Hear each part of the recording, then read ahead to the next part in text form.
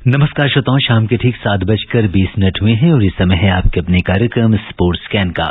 आज के sports scan के इस खास एडिशन के साथ मैं हूं आपका होस्ट और दोस्त सिद्धार्थ सिंह। खास इसलिए क्योंकि पिछले बृहस्पतिवार से हमने स्पोर्ट्स स्कैन में शुरू की है ईयर एंडर सीरीज, जिसमें हम आपको पूरे साल की खेल गतिविधियों के बारे में बताते हैं। आज के इस विशेष अंक में हम चर्चा करेंगे खेल की दुनिया में साल 2021 में भारत के शानदार प्रदर्शन की। इन तमाम खेल खबरों पर विस्तार से चर्चा करने के लिए हमारे साथ स्टूडियो में मौजूद हैं वरिष्ठ खेल पत्रकार रविकांत सिंह। रविकांत, स्पोर्ट्स स्कैन कार्यक्रम में आपका स्वागत है। धन्यवाद। श्रोताओं को मेरा नमस्कार। शुरुआत करते हैं आज के ईयर एंडर की, जो आधारित है खेल की दुनिया में साल 2021 में भारत के शानदार प्रदर्शन पर।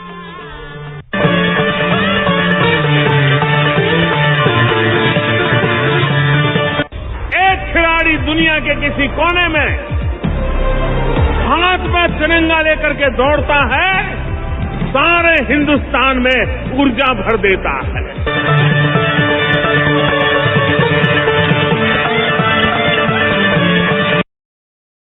संक्षेप में अगर किसी भी क्षेत्र में इस वर्ष भारत की उपलब्धियों को गिनाना हो तो उसके लिए सबसे उपयुक्त एकमात्र शब्द है ऐतिहासिक और शानदार। बीत रहे साल 2021 में भारतीय खेल जगत की कहानी भी कुछ ऐसी ही रही। टोक्यो ओलंपिक्स व पैरालंपिक्स में भारतीय दल ने न केवल अब तक का सर्वश्रेष्ठ प्रदर्शन करते हुए सर्वाधिक पदक जीतकर इतिहास में नाम दर्ज किया, बल्कि भारत ने कुछ एक स्पर्धाओं में तो एक महाशक्ति बनने की दिशा में मजबूती से कदम भी बढ़ाया। देश के सबसे लोकप्रिय खेल क्रिकेट में 2020 विश्व कप को छोड़ भारतीय टीम ने विश्व क्रिकेट जगत में अपना दबदबा निरंतर बनाए रखा। वर्ष 2013 से लेकर अब तक भारतीय टीम ने विश्व चैंपियन न्यूजीलैंड को मात देकर अपनी धरती पर लगातार 14वीं टेस्ट श्रृंखला जीतते हुए बड़ी उपलब्धि हासिल की। यही नहीं, भारतीय टीम ने 2 टेस्ट मैचों की श्रृंखला में न्यूजीलैंड को मुंबई टेस्ट में 372 रनों से हराकर रनों के लिहाज से अपनी सबसे बड़ी जीत दर्ज की। साल के आखिरी दिन से ठीक एक दिन पहले टीम इंडिया ने दक्षिण अफ्रीका को 113 रन से हराकर साल को विदाई दी। इसके साथ ही विराट कोहली दक्षिण अफ्रीका में 2 टेस्ट मैच जीतने वाले पहले भारतीय कप्तान बन गए। वहीं भारत दक्षिण अफ्रीका के मैदान पर सबसे ज्यादा टेस्ट मैच जीतने वाला एशियाई देश बन गया है। अंडर 19 क्रिकेट में भी भारत अपनी शानदार इबारत लिख रहा है। अगर हम पुरुषों की क्रिकेट की बात करें तो ये साल आप किस तरीके से देखते हैं रविकांत? देखिए, टेस्ट क्रिकेट में देखें तो बहुत ही शानदार रहा है। सिडनी में एक बहुत ही साहसी ड्रॉ, उसके बाद ब्रिस्बेन में ऐतिहासिक जीत, और वहां से जो शुरुआत हुई, भारत ने पीछे मुड़कर नहीं देखा। सिर्फ एक टेस्ट मैच में भारत को निराशा हुई, वो थी वर्ल्ड टेस्ट चैंपियनशिप फाइनल, जिसमें न्यूजीलैंड से हम हारे। वरना इंग्लैंड के खिलाफ 2 टेस्ट मैच जीते आपने, ओवल में और लॉर्ड्स में। श्रृंखला समाप्त नहीं हुई है क्योंकि इसका 5वां और आखिरी टेस्ट मैच अगले साल खेला जाएगा। लेकिन सेंचुरियन में, जहां आपने कभी मैच नहीं जीता था, वहां पर जीत हासिल करके भारत ने एक बार फिर से दिखाया है कि हम विदेशी सरजमी पर भी जीत सकते हैं। जी, और इसी साल महिला क्रिकेट में मिताली राज सबसे ज्यादा अंतर्राष्ट्रीय मैच खेलने वाली महिला क्रिकेटर बनी। मार्च में दक्षिण अफ्रीका के खिलाफ खेला गया उनका 310वां अंतर्राष्ट्रीय मैच था। उन्होंने इंग्लैंड की शार्लेट एडवर्ड्स का रिकॉर्ड तोड़ा। इसके अलावा बैडमिंटन, कुश्ती और हॉकी में भी भारतीय खिलाड़ी अच्छा प्रदर्शन करने में सफल रहे। अगर बात खेलों के महाकुंभ ओलंपिक की करें तो साल 2021 में टोक्यो में भारतीय खिलाड़ियों ने शानदार प्रदर्शन कर पूरी दुनिया का दिल जीत लिया। तीर की तरह तू चल, चूके ना निशाना, लक्ष्य तेरा सामने है, जीत के है आना। तू ठान ले, अब जीत को अंजाम दे।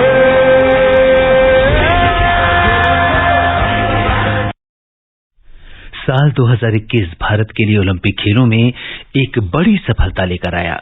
इस ओलंपिक में जहां भारत ने सबसे ज्यादा मेडल जीतने का रिकॉर्ड बनाया, वहीं नीरज चोपड़ा ने जेवलिन थ्रो में स्वर्ण पदक जीतकर इतिहास रचा। भारत ने इस बार कुल 7 पदक जीते, जिनमें 1 स्वर्ण, 2 रजत और 4 कांस्य रहे। इससे पहले देश ने 2012 लंदन ओलंपिक्स में 6 मेडल जीते थे। अगर ओलंपिक के सफर पर एक नजर डालें तो इन खेलों के लिए हमारे खिलाड़ियों ने खासा तैयारी की थी। सरकार की टॉप्स योजना ने खिलाड़ियों को बेहतरीन सुविधाएं उपलब्ध कराने में उनकी मदद की थी। प्रधानमंत्री नरेंद्र मोदी व्यक्तिगत रूप से खिलाड़ियों की तैयारियों और जरूरी सुविधाएं उपलब्ध कराने के लिए अपने स्तर पर समीक्षा कर रहे थे और साथ ही खिलाड़ियों का उत्साहवर्धन भी समय समय पर कर रहे थे।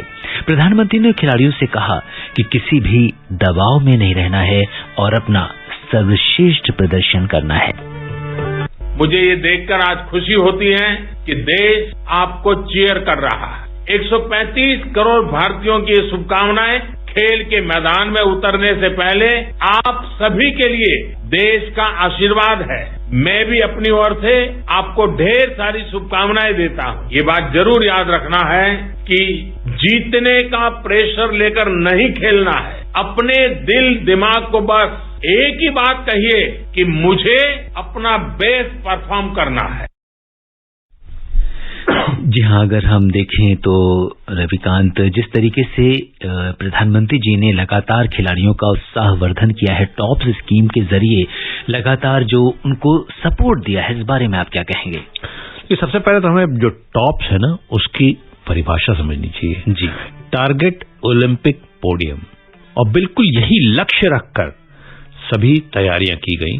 खिलाड़ियों को हर तरह की सुविधा मुहैया कराई गई ताकि खिलाड़ियों को कहीं ये ना रह जाए कि हम अगर थोड़ी और मेहनत कर लेते या हमें थोड़ी और ये सुविधा मिल जाती तो हम और बेहतर कर सकते थे।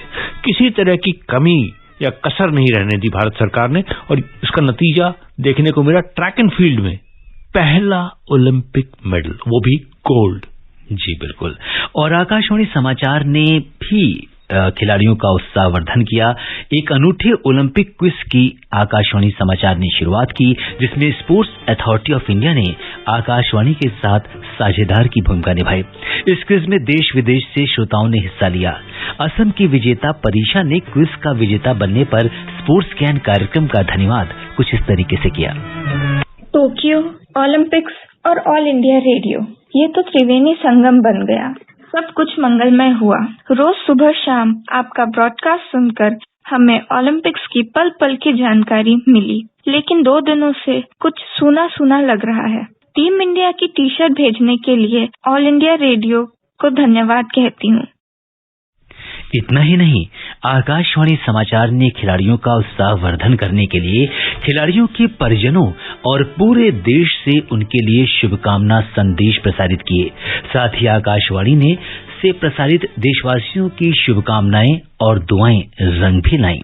टोक्यो ओलंपिक में जाने से पहले भारोत्तोलक मीराबाई चानू के भाई आनंद ने अपनी बहन को आकाशवाणी के माध्यम से अपनी शुभकामनाएं दी। I am from Manipur. My name is Anand, brother of Sakum Mirabai Chanu. By means of All India Radio News, I wish my sister Mirabai Chanu as a representative of India to represent at Tokyo Olympic Games, and we all wish her to participate with heart and soul. भाई की दुआ काम आई और Tokyo Olympic में भारोत्तोलक मीराबाई चानू ने रजत जीतकर भारत के लिए पदकों की शुरुआत की। मीराबाई ने 49 किलोग्राम वर्ग में स्नैच और क्लीन एंड जर्क में कुल 202 किलो वजन उठाकर रजत पदक देश के नाम किया। इसके साथ ही भारोत्तोलन में देश को 21 साल बाद ओलंपिक में पदक मिला। मैं बहुत खुश हूँ। बहुत सालों से मैंने ये इसके लिए ही मेहनत किए थे, तो मैं बहुत खुश हूँ, बहुत ज्यादा, मैं बता नहीं सकती, बहुत खुश हूँ। जी हाँ रविकांत, भारत की शुरुआत जिस तरीके से एक ऐसे स्पोर्ट्स से हुई जहाँ पे बहुत समय से हमें पदक का इंतजार था। जी हाँ, सिडनी 2000 तब कर्णम मल्लेश्वरी ने ब्रॉन्ज मेडल जीता था और उसके बाद ये कामयाबी। लेकिन सबसे अहम बात यह है, पहली बार ओलंपिक इतिहास में ऐसा हुआ कि ओलंपिक खेलों की स्पर्धाओं के पहले दिन भारत मेडल टैली में शामिल था। जी, ये बहुत बड़ी उपलब्धि थी और शायद यहीं से मुझे लगता है मोमेंटम बना और भारत की स्टार बैडमिंटन खिलाड़ी पीवी सिंधु ने लगातार 2 ओलंपिक में पदक जीतकर इतिहास रचा और ऐसा करने वाली वो भारत की पहली महिला खिलाड़ी बन गईं। टोक्यो ओलंपिक में भारत की महिला मुक्केबाजों ने शानदार प्रदर्शन किया, लेकिन केवल लवलीना बोरगोहेन ने कांस्य पदक अपने नाम किया। भारतीय पुरुष और महिला हॉकी टीम ने इस बार इतिहास रचा। पुरुष टीम ने 41 साल के सूखे को समाप्त करते हुए भारत को हॉकी में कांस्य पदक दिलाया। भारतीय हॉकी टीम के कप्तान मनप्रीत सिंह ने टोक्यो रवाना होने से पहले आकाशवाणी समाचार से खास बातचीत की थी और अपनी तैयारियों के बारे में बताया था। हम लोग इस बार बेंगलोर में ट्रेनिंग करते आ रहे हैं और टीम का जो ट्रेनिंग का भी चल रहा है बहुत काफी अच्छा चल रहा है। हम लोग काफी हार्डवर्क कर रहे हैं, पूरी टीम हार्डवर्क कर रही है क्योंकि सभी को पता है कि जो हमारे कई मैचेस हैं वो भी दोपहर में है। ऐसे हम लोग फिटनेस के ऊपर काफी ध्यान दे रहे हैं क्योंकि वहाँ पे टोक्यो में फिटनेस जो है वो काफी इम्पोर्टेंट रोल प्ले करेगी। ओलंपिक में भारत की हॉकी टीम को आखिरी पदक 1980 में मॉस्को में मिला था। और रवि, कितनी बड़ी सफलता आप मानते हैं इसे? बहुत बड़ी सफलता है क्योंकि ओलंपिक मेडल एक हम पहले से मान के चलते थे 1972-76 तक। 76 में पहली बार निराशा लगी और उसके बाद से एक सूखा सा आ गया था 1980 के बाद, जो जिसे हम गोल्ड मेडल तो कहते हैं लेकिन उसमें काफी पश्चिमी देशों ने भाग नहीं लिया था, इस कारण से उसकी महत्ता उतनी नहीं रह जाती है। लेकिन उसके बाद फुल स्ट्रेंथ ओलंपिक पार्टिसिपेशन में भारत ने इस बार जो ब्रॉन्ज मेडल जीता है वो वाकई काबिले तारीफ। वहीं महिला हॉकी ने भी इस बार शानदार प्रदर्शन किया। भारतीय महिला हॉकी टीम चौथे स्थान पर रही, लेकिन इस टीम ने हारकर भी भारतीय खेल प्रेमियों का दिल जीत लिया और हॉकी जैसे खेल को फिर एक नई राह दिखाई। कुश्ती में इस बार भारतीय पहलवानों ने खेल प्रेमियों के अनुरूप प्रदर्शन किया। रवि दहिया ने भारत को रजत पदक दिलाया, जबकि बजरंग पुनिया ने कांस्य जीता। साल 2024 में पेरिस ओलंपिक में भारत एक नया इतिहास रचने को तैयार है। इसकी तैयारी अभी से शुरू हो गई है और उम्मीद है कि हमारे खिलाड़ी अपने बेहतरीन प्रदर्शन से एक नई इबारत लिखने के लिए तैयार हैं। साल 2021 में खेल जगत की दुनिया में टोक्यो पैरालंपिक में भारत का प्रदर्शन इस वर्ष की एक महत्वपूर्ण उपलब्धि रही है, जिसने देश के खेल जगत के इतिहास में एक सुनहरा पन्ना जोड़ दिया है। 24 अगस्त से शुरू होकर 5 सितंबर तक चलने वाली टोक्यो पैरालंपिक में भारत की ओर से 9 स्पोर्ट्स इवेंट्स में 54 पैरा एथलीट्स ने हिस्सा लिया। भारतीय पैरा एथलीट्स के शानदार प्रदर्शन से भारत ने वो कर दिखाया जिसका लोहा पूरी दुनिया ने माना है। हमारे पैरा एथलीट्स ने देश के लिए 5 स्वर्ण, 8 रजत और 6 कांस्य पदक सहित कुल 19 पदक जीते, जो एक रिकॉर्ड है। भारत ने इससे पहले पैरालंपिक में भारत के इतिहास पर अगर नजर डाली जाए तो भारत ने 1972 में पहली बार पैरालंपिक में हिस्सा लिया था। प्रधानमंत्री ने भी खिलाड़ियों के इस प्रदर्शन पर उनकी सराहना करते हुए कहा कि पैरा एथलीट्स के इस प्रदर्शन ने लोगों का नजरिया बदल दिया है। शायद खेल से भी बढ़कर इस पैरा ओलंपिक ने और हमारे खिलाड़ियों के प्रदर्शन ने मानवता के दृष्टिकोण को, दिव्यांग के प्रति देखने के दृष्टिकोण को पूरी तरह बदल दिया है। खेल मंत्री अनुराग सिंह ठाकुर ने भारत की टोक्यो पैरालंपिक में शानदार सफलता पर कहा कि हमने पिछले 70 वर्षों में जितने मेडल जीते हैं उससे ज्यादा मेडल हमने टोक्यो पैरालंपिक में जीते हैं। जितने मेडल्स हमने पिछले 70 साल में जीते होंगे उससे ज्यादा मेडल हमने टोक्यो 2020 पैरालंपिक्स में जीते हैं। It was one of the most turbulent times. Despite that we as the government of India, as the Sports Authority of India, and I'm glad to say highest ever medal tally in Tokyo 2020 Olympics and Tokyo 2020 Paralympics as well. आज तक के सबसे ज्यादा medal. Paralympic खेलों में देश के लिए सबसे पहला स्वर्ण शूटिंग स्पर्धा में अवनी लेखरा ने जीता।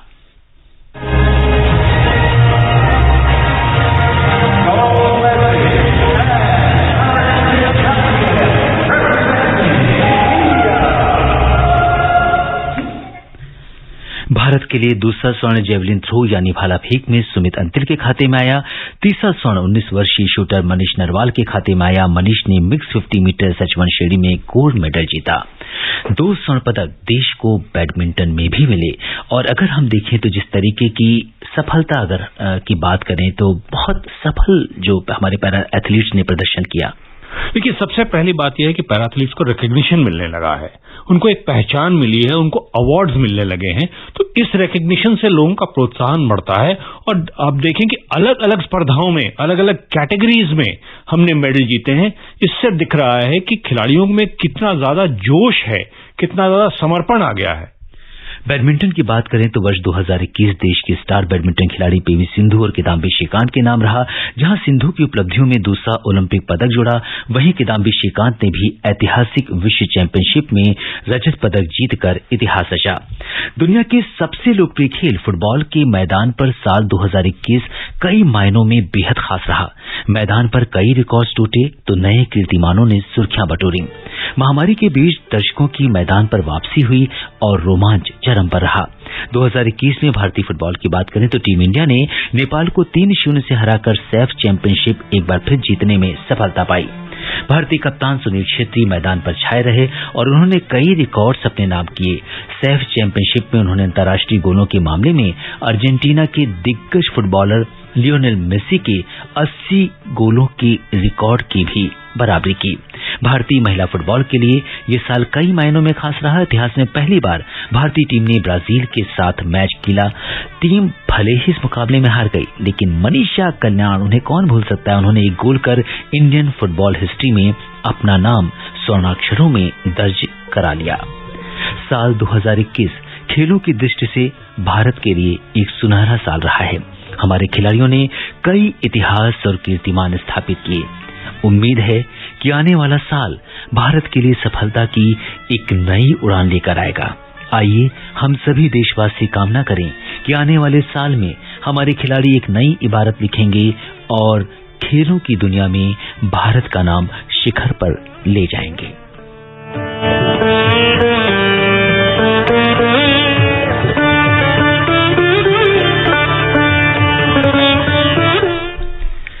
और अब नजर कुछ खेल खबरों पर। सेंचुरियन में खेले गए पहले क्रिकेट टेस्ट मैच में भारत ने दक्षिण अफ्रीका को 113 रन से हरा दिया है। भारत ने 3 टेस्ट मैचों की श्रृंखला में 1-0 की बढ़त बना ली है। बहुत ही शानदार जीत।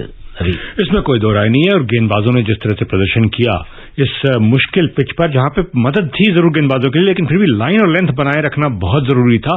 और वो जो अनुशासन के साथ गेंदबाजी की भारतीय खिलाड़ियों ने, वो काबिले तारीफ रहा। और बैटिंग में केएल राहुल के क्या कहने, 123 की पारी, man of the match award तो उन्हें दिला ही गया, लेकिन जो पहले दिन की बल्लेबाजी थी उसी ने पूरी तरह से इस टेस्ट मैच को छीन लिया था दक्षिण अफ्रीका के हाथों से।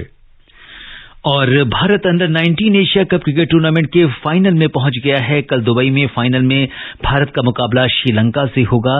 सेमीफाइनल में आज भारत ने बांग्लादेश को 103 रन से हराया। बड़ी ही शानदार जीत। अगर हम देखें तो सीनियर टीम और जिसे कहते हैं कि बड़े मियां तो बड़े मियां, छोटे मियां सुहान अल्लाह। बिल्कुल। और आप ये देखिए कि भारतीय टीम ने एशिया कप में किस तरह का प्रदर्शन करते रहे हैं लगातार। बहुत ही जबरदस्त परफॉर्मेंस रहा है। एक मैच जरूर लीग स्टेज में हारे हैं वो पाकिस्तान से, लेकिन यहां सेमीफाइनल स्टेज में आकर फिर दिखाया कि कितने ज्यादा हावी हो सकते हैं वो विपक्षी टीमों पर। बांग्लादेश को जिसे कहते हैं कि बिल्कुल खड़े होने का मौका ही नहीं दिया। जी। और बात कर लेते हैं हॉकी की। हॉकी इंडिया ने आज 3 जनवरी से बेंगलुरु में शुरू हो रहे सीनियर पुरुष राष्ट्रीय शिविर के लिए 60 खिलाड़ियों की सूची जारी की है। और इसके साथ ही प्रीमियर लीग फुटबॉल में मैनचेस्टर सिटी ने ब्रेंटफोर्ड को 1-0 से हराया है। इस जीत के बाद मैनचेस्टर सिटी अंक तालिका में शीर्ष पर बरकरार रहा है। वो चेल्सी से 8 अंक से आगे चल रही है। तो ये भी मैच बड़ा क्रूशियल स्टेज में है। जी हाँ, और पेप गार्डियोला के लिए बहुत इंपॉर्टेंट था क्योंकि वो खुद कोविड ग्रस्त हैं कोच। और ये मुश्किल की बात रही है मैनचेस्टर सिटी के लिए कि यूनाइटेड से लगातार उनकी टक्कर होती है। अभी यूनाइटेड बहुत ज्यादा पीछे हो गई है, तो इस कारण से मैनचेस्टर में कहते हैं ना, नीले रंग का बोलबाला है, लाल नहीं। जी हाँ, बिल्कुल। और श्रोताओं, अब समय अनुमति नहीं दे रहा है कि हम कुछ और खेल खबरों पर चर्चा करें। रविकांत तमाम खेल खबरों पर विशेषज्ञ राय साझा करने और ईयर एंडर पर चर्चा करने के लिए आपका बहुत बहुत धन्यवाद और आभार। Thank you. श्रोताओं, स्पोर्ट्स कैन में आज के लिए बस इतना ही। अगर आप इस कार्यक्रम को दोबारा सुनना चाहते हैं तो लॉग ऑन कर सकते हैं हमारी वेबसाइट newsonair.gov.in पर। कल शाम 7:20 पर दोबारा मुलाकात के वादे के साथ इजाजत दीजिए अपने होस्ट और दोस्त सिद्धार्थ सिंह को। तब तक के लिए नमस्कार, शुभ रात्रि।